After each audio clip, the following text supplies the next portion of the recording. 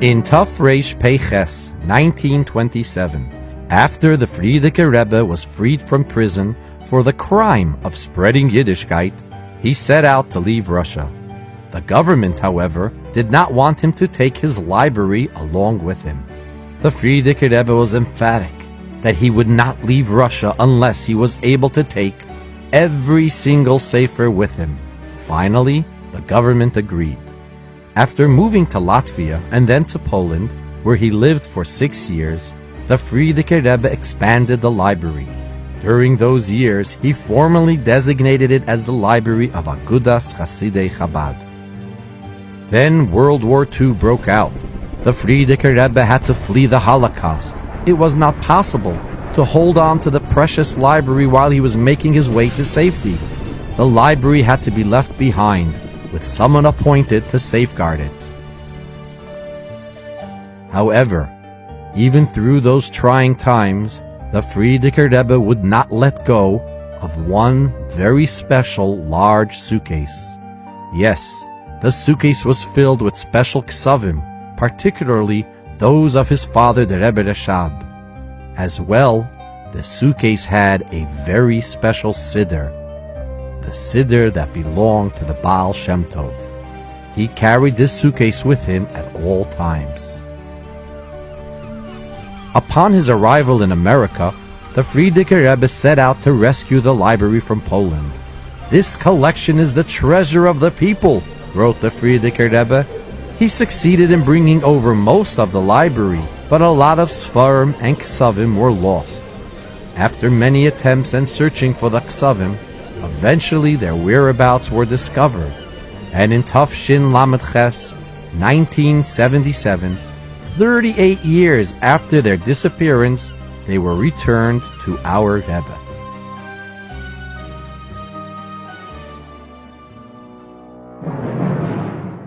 But then, in Tafshin Memhei, 1985, someone began selling some of these holy Sefarim.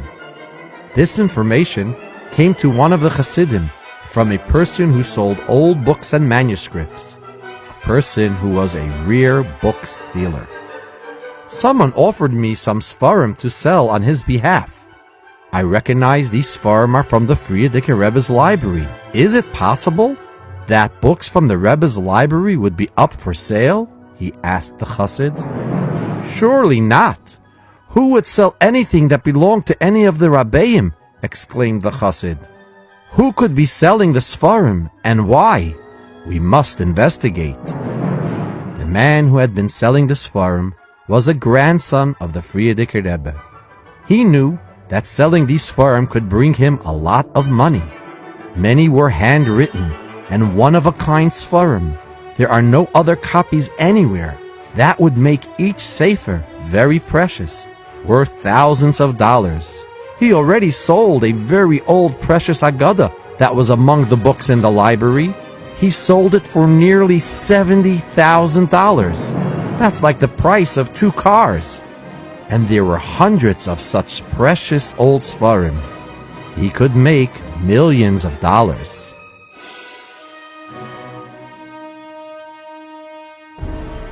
So an appointed group of Hasidim, the committee of Agudas Chasidei Chabad, talked to this man.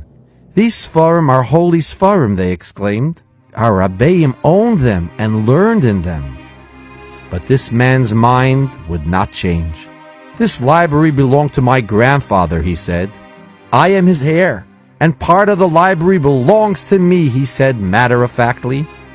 This man thought of the Sfarim as his own personal possessions.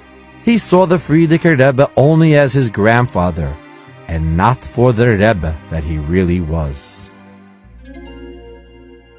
Now our Rebbe took this very much to heart. "These Sfarim are the Sfarim of my father-in-law, the Rebbe," he said. "They are the life of the Rebbe, and they have the Rebbe's Kedusha in them." When the Frierdiker Rebbe's daughter, Rebbetzin Chaim Mushka, the Rebbe's wife of blessed memory, was asked to whom did she think the library belongs, she said strongly, "My father and the library belong to the Hasidim." Surely the Rebbe would have preferred resolving this in Beis Din, But this man didn't want to go to Beis Din. He thought he'd be more successful in a secular court of law. So the Torah says that when one party refuses to go to Beis Din, the disagreement may be resolved in a secular court. Anything that can be done to make sure that these holy Sfarim are not desecrated had to be done, even going to court. So on Yud Tes Kislev, Taf Shin Mem Vav, it was the winter of 1985, the court case began. The Rebbe went to the Oyel of the Frierdiker Rebbe almost every single day. Hasidim throughout the world said special Tehillim. They gave extra tzedakah, learned Chassidus and charged. Hasidim even davened in the form of a niggin, singing the words from the Medrash, Didan Natzach, victory is ours, to a familiar tune. At Farbrengens this was sung with great enthusiasm.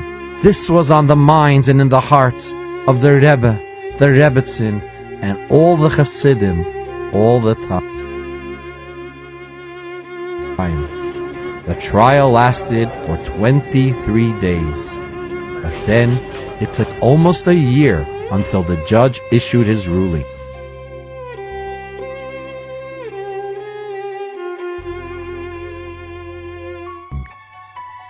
It was 11:30 in the morning on Hey Tevis Taf Shin Mem Zayin, and the judge issued his decision.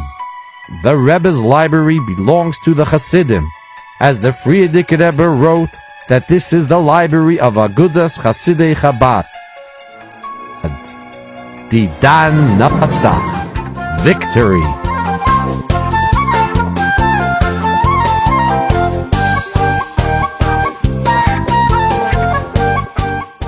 It's hard to put into words the great feelings that overtook everyone. It was as the Hasidim were not a bunch of individuals, but one single unit, having all waited for this day for so long, and knowing that our Rebbe was at peace. The feeling was overwhelming. Bachrim spilled onto the street in front of 770.